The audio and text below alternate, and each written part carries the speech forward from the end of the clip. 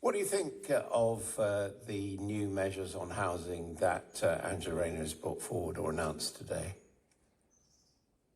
Well, there are some things we support in terms of what Angela Rayner has done. We need to see the detail behind this particular one.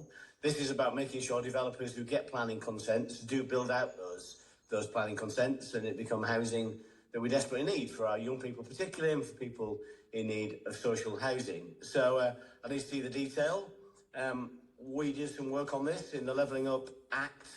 We said that local authorities could refuse planning consent for developers who hadn't made good on their promises to build out sites. So we're kind of on the same page in terms of that. What I understand from some of these changes is they're going to put in place measures that local authorities or whatever authorities can compulsory purchase land in that situation presumably at just agricultural value. Well, that undermines property rights. We're very concerned about that, and those kind of measures are being made available to the government and to local authorities and to Natural England by means of the Planning and Infrastructure Bill. We don't think it's right that people can't get a fair market value for land that is purchased effectively by the government. Those things undermine one of the key fundamentals of any successful economy, property rights.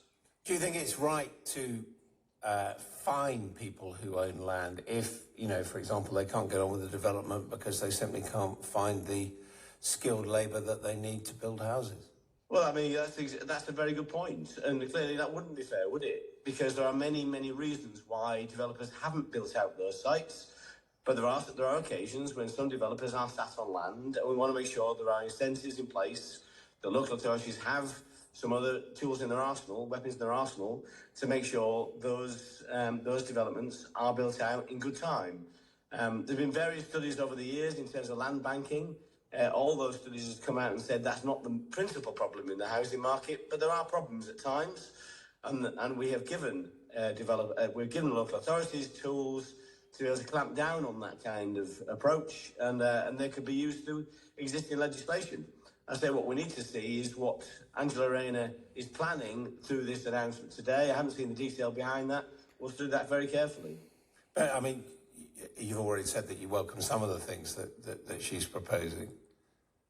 I do. We do welcome some of the things. Many of the things in the planning bill, for example, were started under our term in office. And during that last 10 years in office, we had record numbers of house building. Net additions during that period were 207,000 on average over that 10-year period, at the highest for 50 years.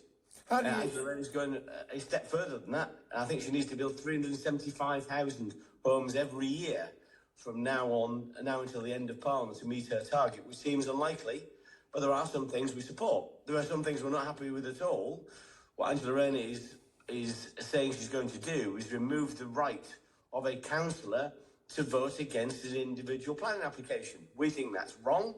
She's also putting measures in place that, as I say, the local authorities or the government or Natural England can purchase land from landowners without any uplift over agricultural value. So if you've got a bit of land and you think it might be close to getting planning consent, the government could come along and take that off you without any uplift for that market value or hope value. We think that's wrong.